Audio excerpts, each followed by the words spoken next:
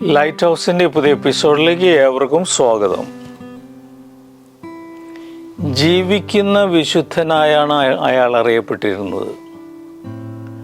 ഒരു ദിവസം മാലാഖ പ്രത്യക്ഷപ്പെട്ട് പറഞ്ഞു, നിന്റെ വിശുദ്ധിയിൽ ദൈവം സംപ്രീതനായി, നീ എന്തു വരം ചോദിച്ചാലും നൽകും.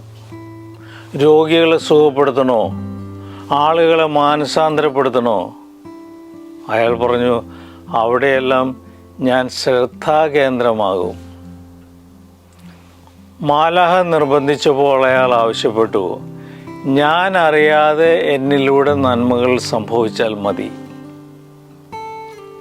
അന്നു മുതൽ അയാളുടെ നിഴൽ അത്ഭുത കാരണമായി. ആ നിഴലേൽക്കുന്ന ആളുകൾ സൗഖ്യം പ്രാപിക്കും.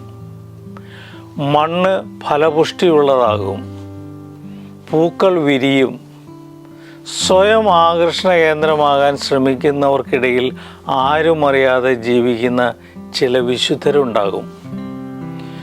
സ്വന്തം മേന്മകൾ അവതരിപ്പിച്ച് സ്വയം ശ്രദ്ധാകേന്ദ്രമായി മാറി സ്വന്തം വിപണി സൃഷ്ടിക്കുന്നവർക്കുള്ളതാണ് പ്രശംസയും നേട്ടങ്ങളുമെല്ലാം. എന്നാൽ എന്ന് ജനപ്രീതി ഇല്ലാകുന്നതോ അന്ന് അവരുണ്ടാക്കിയ സാമ്രാജ്യവും തകരും. പ്രതിച്ഛായ നിർമ്മാണത്തിൽ ഏർപ്പെട്ടിരിക്കുന്നവർക്ക് കാമ്പുള്ള അകമുണ്ടാകില്ല. അവകാശവാദങ്ങളും ആലേഖനങ്ങളും ഇല്ലാതെ സംഭവിക്കുന്ന നന്മകൾ അത്ഭുതം സൃഷ്ടിക്കും. വലിച്ചെറിയപ്പെടുന്ന വിത്തുകളിലൂടെയാണ് വനങ്ങൾ പോലും രൂപപ്പെടുന്നത്. പേരെഴുതി വേലികെട്ടി സംരക്ഷിക്കുന്നവയൊക്കെ ഒറ്റപ്പെട്ട മരങ്ങളായി അവസാനിക്കുകയുള്ളൂ.